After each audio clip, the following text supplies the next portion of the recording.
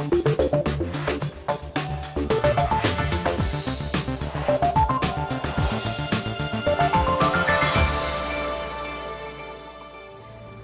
and welcome to the programme. I'm Nima Abuarte and you join us alongside the Creek in Dubai. Now last week we brought you Dubai's latest record breaker, its super skyscraper Burj Khalifa. But what about the city's other mega projects? Are they still on track? Also coming up this week, can Dubai stay ahead of the chasing pack? We'll be talking to the city's champion of sport, Princess Haya, the wife of Dubai's ruler. Yemen wants to join the Gulf Club to stave off Al-Qaeda, but will it be welcomed with open arms? It's just not fair. Omani companies criticise the move to tax them the same as foreign-owned firms. And we'll be looking at how these Tunisian farmers are staying ahead of the competition.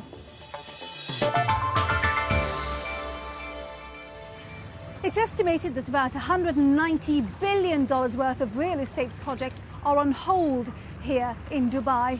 The property market might be down, but as we saw last week with the opening of the world's tallest building, it's not out.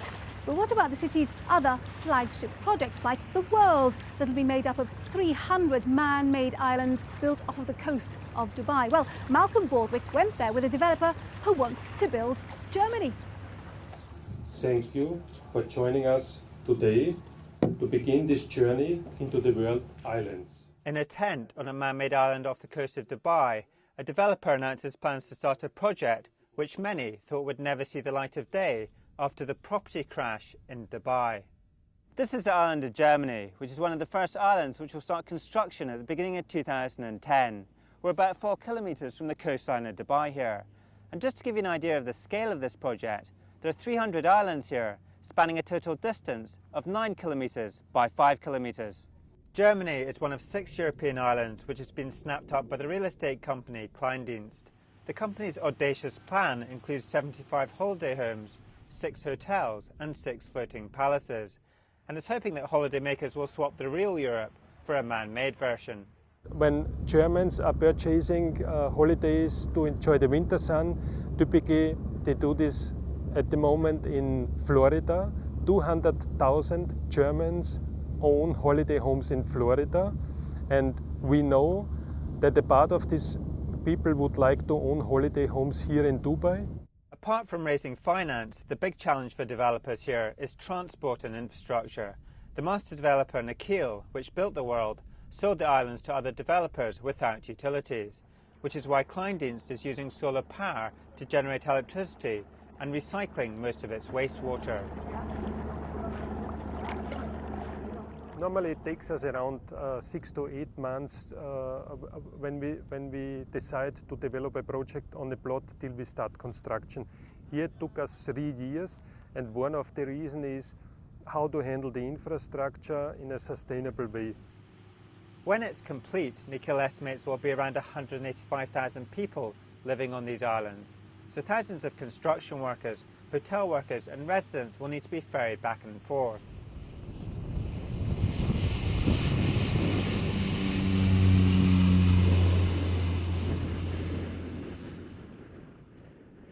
But while this has created a logistical challenge, it has also created an opportunity.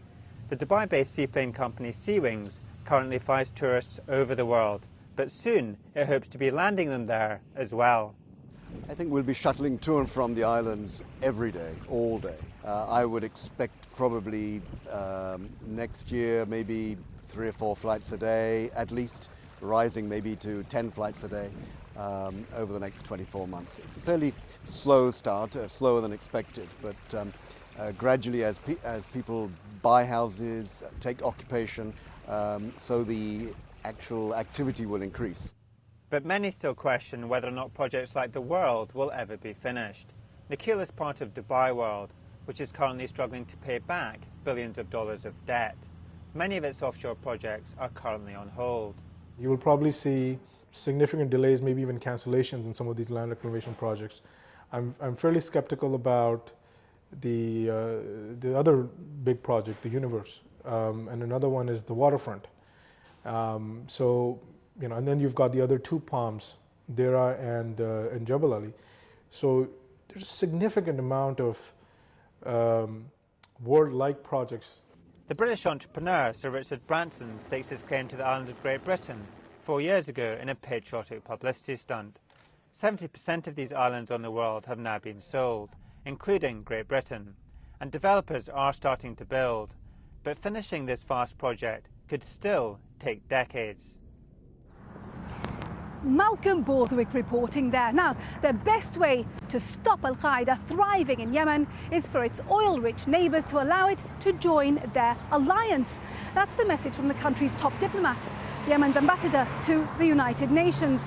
He argued in an interview with the UAE's daily newspaper, The National, that allowing Yemen to join the Gulf Cooperation Council will enable it to build its economy and create jobs. Yemen is, after all, one of the world's poorest countries, and that'll stop it from being a recruitment ground for militants. The Christmas Day attempt to blow up a transatlantic jet has raised concern over stability in Yemen. Al-Qaeda in the Arabian Peninsula, which is based in Yemen, claimed responsibility for the failed attempt. Poverty makes Yemen a prime recruiting ground for Al-Qaeda. The average Yemeni survives on less than $2 a day, and around a third of the population is unemployed. Joining the Gulf Cooperation Council would give Yemen access to development funds and give Yemenis a better chance of working in the oil-rich Gulf. But are the 6 nations of the GCC prepared to open their doors? A question I put to security analyst at the Gulf Research Centre, Mustafa Al-Ani. This is what the GCC really frightened from. They think that if they're going to take Yemen, the financial cost of integrating Yemen were going to be very high. The question of unemployment, millions of people going to immigrate to the GCC, they have the right to work. And again, this is a major issue.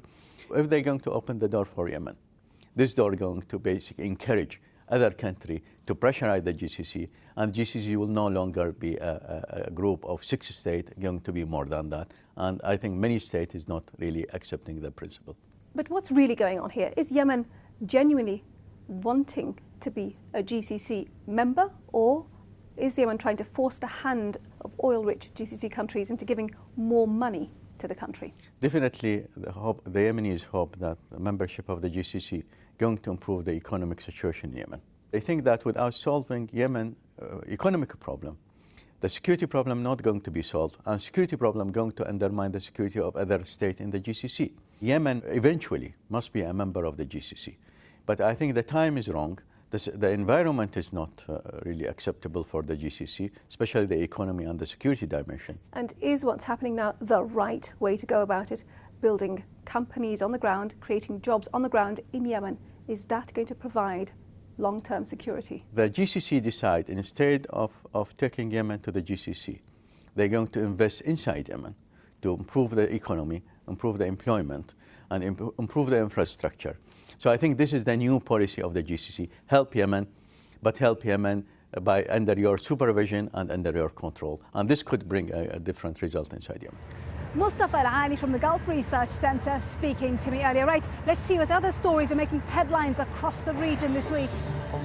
Barclays Bank has won the first foreclosure case in Dubai, a move that could pave the way for thousands of similar claims.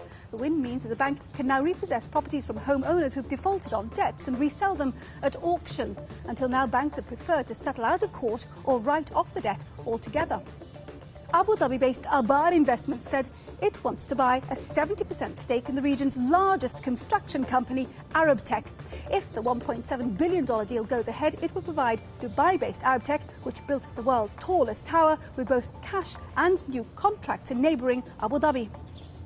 The Saudi business tycoon Prince Al-Walid bin Talal says he's looking at more investment opportunities in a rare press conference in Riyadh this week. Prince Al-Walid is the head of Kingdom Holding, which holds stakes in Apple, Procter & Gamble, PepsiCo and a host of major Saudi companies. But Al-Walid was not willing to give any detail. I cannot tell you, but we are already right now in discussion with 4 regional and international companies to invest in. We're doing our due diligence and homework, and clearly when the time comes and when we have to announce the conclusion or the consummation of our negotiations, we'll announce that. Prince Al-Walid bin Talal, the head of Kingdom Holding, speaking there. Coming up after the break, we'll be speaking to Princess Haya bint Al Hussein, the wife of Dubai's ruler, about how her city can stay ahead in the race to become the region's sporting capital.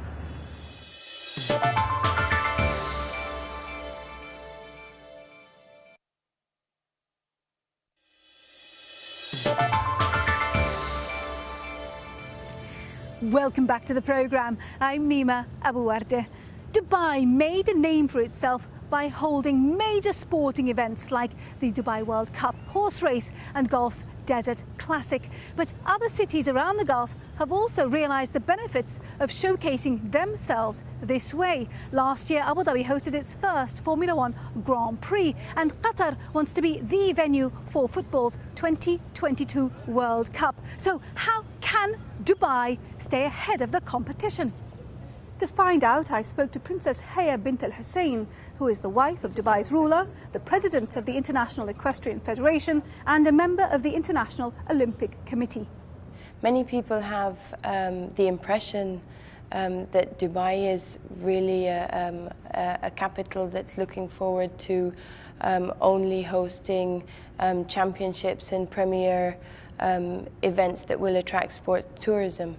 But really His Highness Sheikh Mohammed's vision and his ambition was to start with that as a stepping stone, but really we proved ourselves, and now it's about becoming an equal partner and continuing with the correct learning curve to be a real partner in the world of sports. Is there anything specific that Dubai is gearing itself up for, say, the Olympics, for example? We would love to see, more than any event, the fact that we create a legacy, that His Highness Sheikh Mohammed has the vision to create a legacy for his people.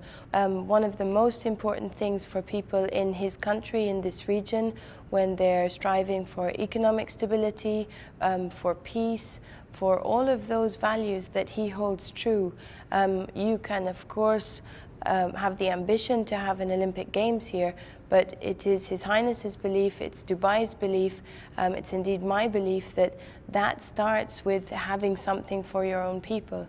Down the road, you've got Abu Dhabi, the capital of the United Arab Emirates, hosting major international events. How do you two fit together? Is this about healthy competition? I mean, how would you describe the Dubai-Abu Dhabi mix? All competition is healthy, and everything that's done in the name of the UAE and for the Arab world in general. Whenever we see a top event in any capital, in any country, in Abu Dhabi, in Dubai, we all cheer for each other. It's a win for this region.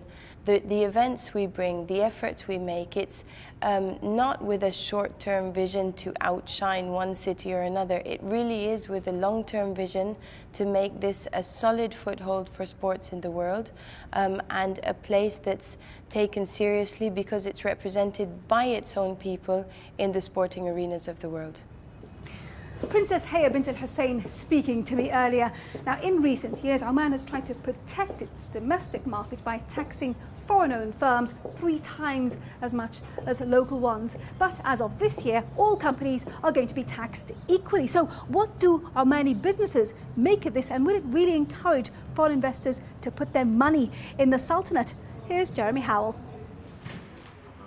Standard Chartered Bank in Oman can expect the post-tax profits to roll in this year. Along with other foreign firms which have branches in the country, its tax rate has been cut from 30% to 12%. Now it has more money to sink back into its business.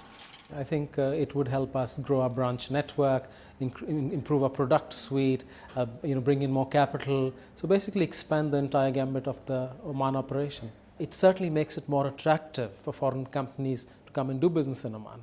Now, as a foreign bank based in Oman, it obviously helps us get more business as well, because we are well positioned to attract more business in Oman when they come to Oman.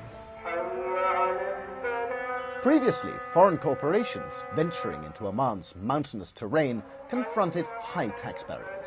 Up until the year 2000, they paid 50% tax, whereas the maximum rate for Omani firms was only 7%. Higher taxes were put on foreign companies to keep them at bay and to guard against foreign dominance. But now Oman realizes that it needs overseas investments. And unless it has an equitable tax system, it sends out all the wrong messages to potential investors. Hussein Alawati is managing director of a cable-making company based near Muscat. He's also an influential figure in the Omani Chamber of Commerce and lobbied hard for tax rates on foreign firms to be reduced. Any foreign investment, single dollar comes or single real Omani come in this economy is going to get double of this national economy. I would like to see the foreign investment to be in the country where we can add value. Our manufacturing industry sectors, where we can create opportunity for the new generations to come, the job opportunities to come in this thing. Now Oman has one of the most equitable tax regimes of all the Gulf states, with a flat rate of 12% on firms, both foreign and domestic. Compared to this, Kuwait taxes foreign firms in its territory 15%, Saudi Arabia 20%, and Qatar 10%. But none of these raises any tax on the profits of local firms. So what kind of foreign investor might now eye Oman for its tax advantages? 20% of the government spending is towards oil and gas. So you can't ignore that, the importance of this sector. So I would reckon that most international companies their first priority would be oil and gas. But the other sector which is attracting investment is really the power sector. There are a number of payments which are made to foreigners who are providing support to these power companies. They would be subject to tax only at 12% going forward. So that's an added incentive. But not all Omani business people are happy to be paying equal tax with foreign investors. Wakia is a maker of protective footwear, mostly for export. It saw its earnings fall 40% last year, and its managers are feeling vulnerable. We are basically threatened by large multinationals who could come in and be a competitor to us. The biggest industry that we have in Oman would be categorized under a medium-sized company, which probably, as you could see, could be a big, if a foreign investment comes in, a foreign industry come in at the same level of taxes that we are paying, definitely it's a big threat for us. It's unlikely there'll be an immediate stampede from abroad into areas of Omani industry like bootmaking, but there's an important point. At what point do states stop cosseting their nascent industries and start exposing them to the chill winds of foreign competition? Other Gulf states will be watching the Omani experience with interest while they try and work out their own policies when it comes to foreign investment. Jeremy Howell reporting from the Sultanate of Oman. Tunisia is home to one of the most popular types of date in this region. The industry employs thousands of people, and there are plans afoot to boost production to satisfy demand. From the south of Tunisia, Sylvia Smith reports. Date picking is a skill that requires a head for heights. Carefully passed down from hand to hand until they reach the ground, dates are the bedrock of the economy of the region around Tozeur. It's an industry that employs thousands in an area of high unemployment. Of course we take care of the date palms all year round. They are the main source of livelihood, and everyone here lives in one way or another from dates. We see the entire life cycle of the palm. An older palm dies, another is born. You will never find a dying palm that is not being replaced by a new one being planted. The Tunisian Deglet Noor grows near salt lakes. The salt in the groundwater gives the dates an edge when it comes to flavour. But the inheritance laws of Tunisia have split up the large date-growing estates of the past, leaving thousands of small-scale farmers dependent on companies running collection centres. The group Hazwa Palm has 148 producers. Each of these has an area of about 1 hectare, with around 100 date palms. Each plot on average produces a harvest of 5 tons. The farmers do their own date picking, or else it is the collection centre here which carries it out. Production of this long-lasting date is on the increase, and Tunisia is also exporting more Deglet Noor. Worldwide, Tunisia has all but cornered the market in this pricey date and has approximately 50% of the world's Deglet Noor palms. And more importantly, supplies over half of Europe's demand. Although Tunisia represents about 2% of the world's production, it is the leader in terms of value of exports, with 30% of the world's export total. The fruit is classified according to its size and appearance. The Ministry of Agriculture now wants to improve the quality of the dates it exports and has been educating producers and exporters about how to store dates and keep them fresh for up to 10 months. It has also set up its own plantations, but the once state-run export sector has opened up to private companies. The countries to which we export the most are in Asia, Malaysia and Indonesia. They are Tunisia's biggest export markets because there are lots of Muslims there. We have a huge demand from Europe just before Christmas. Tunisia wants to improve the quality of its dates and develop its already healthy overseas sales. New plans include regenerating palm groves, building additional storage units, and educating small-scale farmers about improving production, as well as modernising packaging for the aptly named Queen of Dates, the Deglet Noor. Sylvia Smith reporting from Tunisia there. Well, our time is very nearly up. I do hope you've enjoyed our programme. Before we go, let's see how the region's main market finished the week. And remember, we'd love to hear your thoughts about our programme today. The email address is middleeastbiz@bbc.co.uk. Now, next week we have a special programme where we're looking at whether Gulf countries, which are amongst the world's worst carbon polluters per person, whether they're really serious about going green. So until then, from me, Nima Abuwarde, and the rest of the team, thank you for watching. Bye-bye.